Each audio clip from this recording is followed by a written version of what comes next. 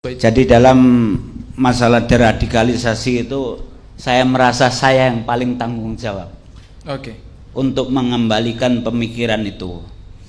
Oleh karena itu saya sampai konslet sama kakak saya Ali Gufron alias Mukhlas dan Amrozi plus kawan saya satu leteng di Afghanistan Imam Samudra ketika kami sama-sama sudah ditangkap di Mapolda Bali. Waktu itu saya ajak, ayo kita sadar, bom Bali kita niatkan untuk jihad. Kita harus ingat, jihad sejak zaman disyariatkannya oleh Allah kepada Nabi Muhammad. Kalau jihad itu kalah, pasti ada kesalahan. Nah, kita ini sudah ditangkap, berarti artinya bahwa kita ini kalah. Bom Bali belum 1 bulan Amrozi sudah ditangkap. 3 jam kemudian saya DPO. Jadi saya ini yang disebutkan Amrozi, kedua setelah dia yang terlibat pelaku bom Bali. Artinya bahwa sekarang mayoritas tokoh pengebom Bali ini sudah ditangkap. Ayo kita sadari bahwa ini jihad yang salah. Tapi akhirnya tetap ngotot bahwa saya yang disuruh tobat. Nah, sudahlah, akhirnya kita pisah. Akhirnya saya sejak itu mengkampanyekan untuk deradikalisasi. Nah, kesulitan saya sampai sekarang ini, Mas, saya lakukan selama 17 tahun di penjara ini, tidak ada waktu sedikit pun kecuali deradikalisasi, baik melalui media atau melalui orang besuk, selalu saya tekankan.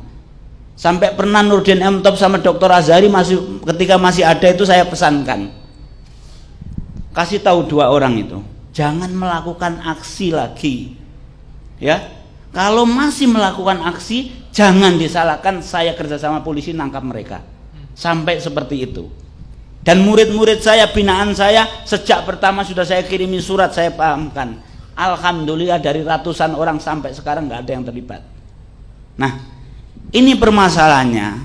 Nah, yang jadi ganjalan dalam deradikalisasi itu nyelenehnya beberapa tokoh.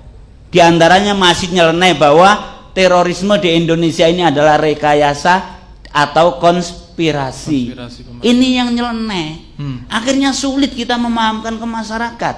Kita ajak untuk deradikalisasi bersama-sama. Karena deradikalisasi itu tidak cukup tanggung jawab saya sebagai mantan dan tobat, nggak cukup. Tidak cukup BNPT, nggak cukup. Tapi semua pihak harus. Karena namanya teroris. Supaya nanti nggak bingung, saya sampaikan teroris sekarang ini ada 2 kubu.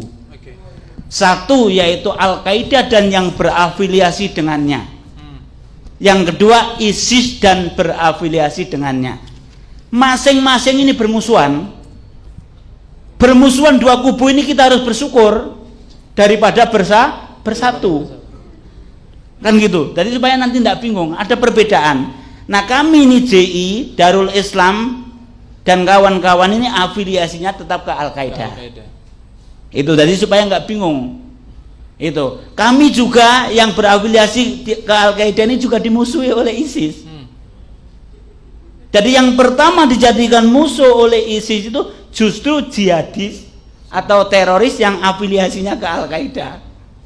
Nah, seperti ini tantangan. Oleh karena itu bahwa kita yang cinta NKRI ini harus semua pihak harus terlibat dalam deradikalisasi. Kalau yang misalkan belum tahu caranya bagaimana, monggo sowan besok saya ke rutan narkoba Polda Metro Jaya. Saya akan terima, saya akan kasih resep-resep bagaimana di masyarakat untuk menghadapi ideologi mereka ini, baik yang ISIS ataupun yang Al-Qaeda.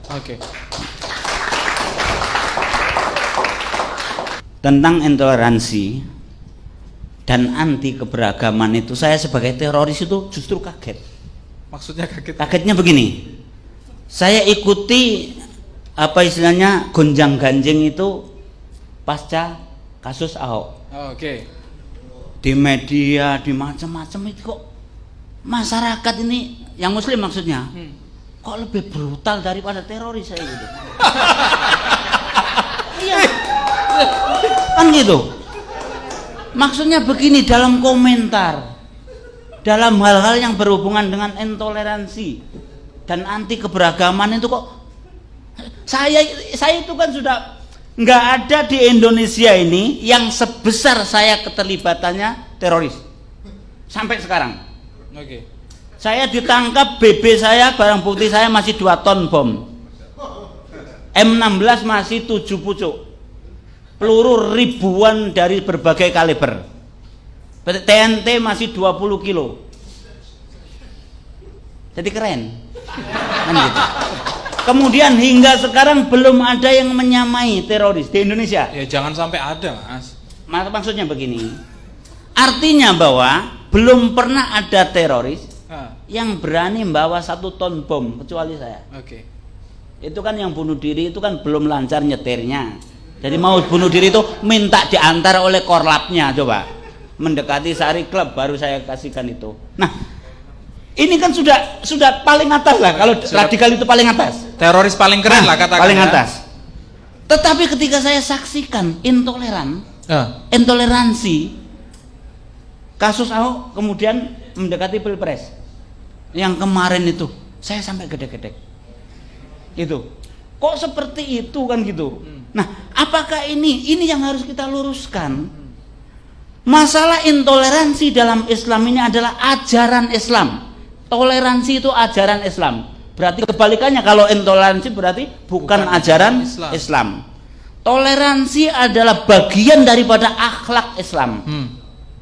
Kemudian yang kedua, kebinekaan atau keberagaman ini sunatullah.